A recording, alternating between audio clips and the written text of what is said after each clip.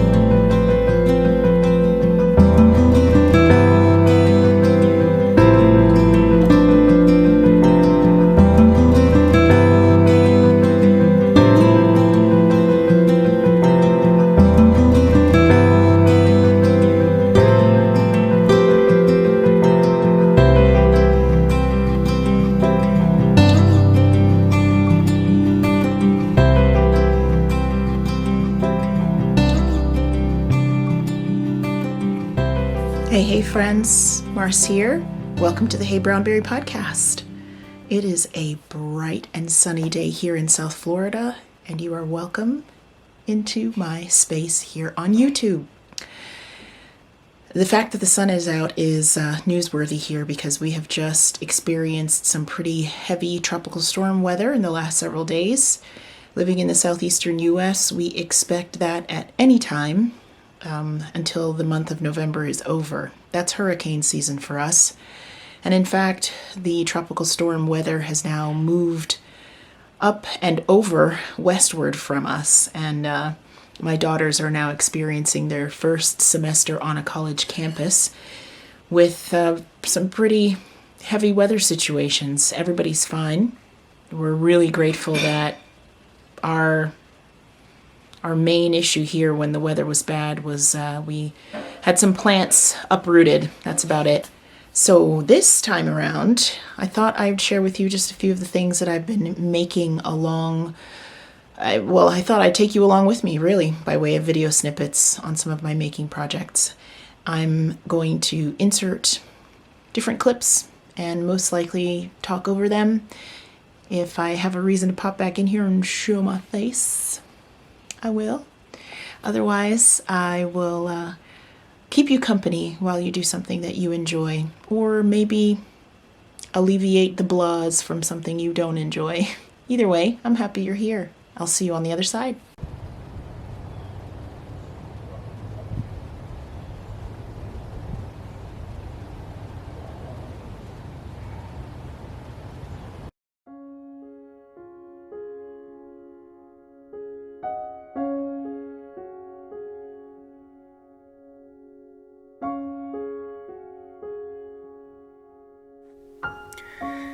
Thanks to my friend Ann Choi, I was introduced to a Korean textile art called bojagi. Bojagi is meant for wrapped cloths made of colorful pieces stitched together. Ann introduced this to me as part of a make-along, and she made kits for a retreat that we ran together earlier this year. I pulled out the pieces of silk organza and beautiful colorful threads and decided to try some slow, soulful hand stitching. I love these cultural connections and learning something new. It took me a while to get my stitches to lay straight, but I found it very soothing. There are many tutorials available online, and I've linked to one that Anne recommended by an artist called Young Min Lee. You'll find the link for Young Min Lee's blog in the description box below this video. I don't have a specific plan for my colorful patchwork panel of silk, but I'm grateful for the time I was able to spend stitching it together.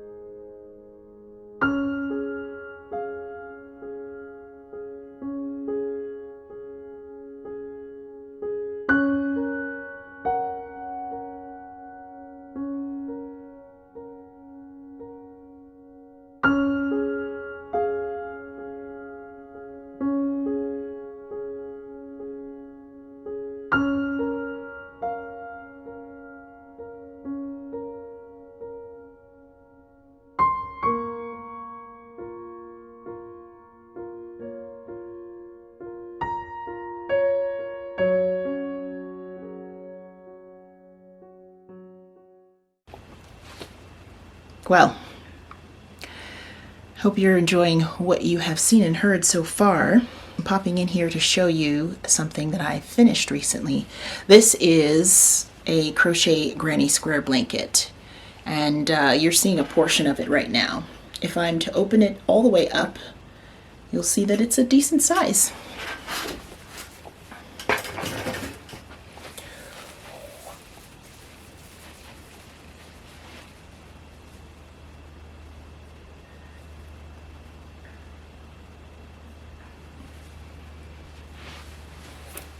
Now, when I started making this blanket, pardon me while I adjust myself. When I started making this blanket, it did not have a specific recipient. In fact, I just really wanted the chance to put together some of my leftover yarns, and I've talked about it in previous episodes. I've shared information about the yarns that are in here, and I finally finished off with this naturally dyed woolly yarn that my friend Ellie gave me. I think it makes a beautiful border. And like most scrappy projects, the color coordination just works overall. So I thought this was a good way to finish it off.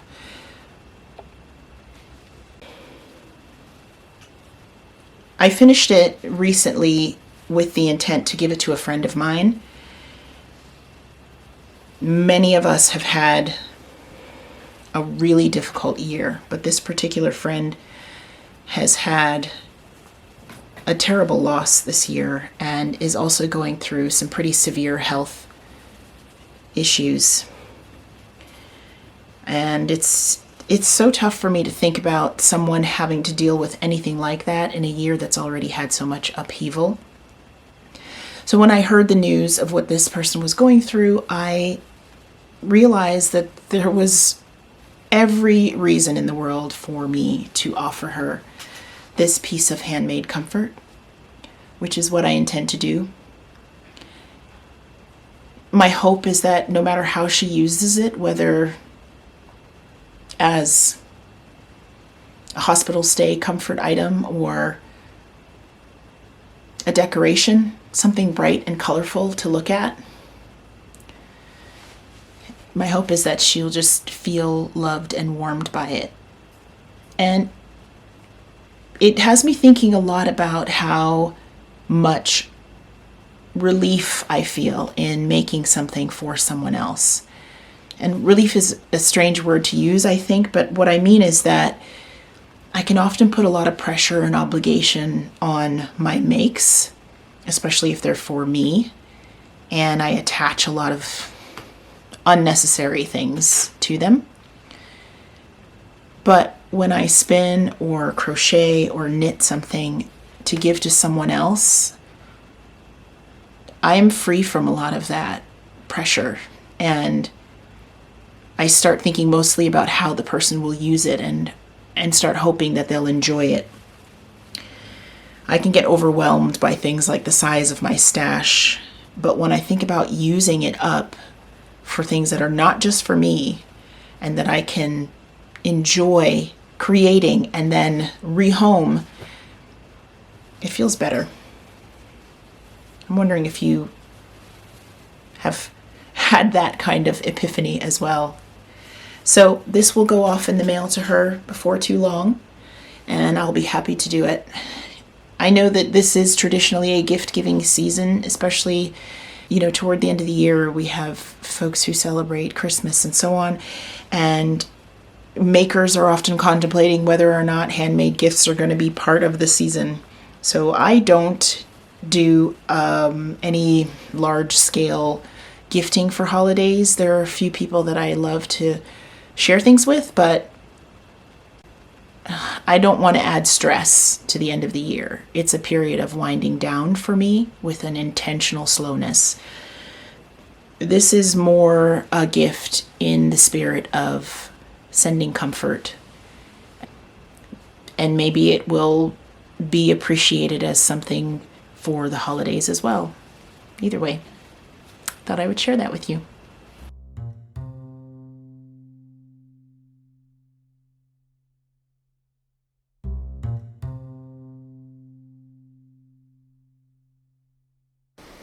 Something about the evenings getting darker sooner and the year winding down puts me in a very reflective mood.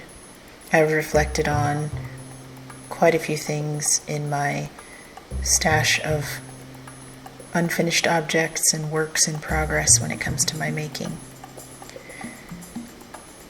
I started one of my Pebbles and Pathways design pairs of socks many months ago, and a few weeks ago I decided I should finish that pair. In fact, I talked about casting on the second sock in my previous episode, and I had every intention of finishing the pair until I sat down to take a look at the completed sock, one half of the pair, and just spent a couple quiet moments thinking about whether or not I really wanted this pair of socks to be finished. I wasn't quite happy with the heel and the way I had constructed it on the first sock, and for whatever reason, the start of the second sock was very bumpy. Didn't go as planned. In that time of reflection, I realized that there was no reason for me to force this project into being. I'm not short on hand-knit socks. Once I decided that there was no reason for me to force it, I quickly moved into, now I need to reclaim this yarn. I frogged it. I undid all of the stitches in the first sock and the few stitches of the second sock that I had begun. It felt really freeing, which feels like progress in my knitting journey because I'm much more comfortable now with making a yarn available for use again. And even more so, I'm really happy to not have spent any more time on a project that wasn't giving me any joy.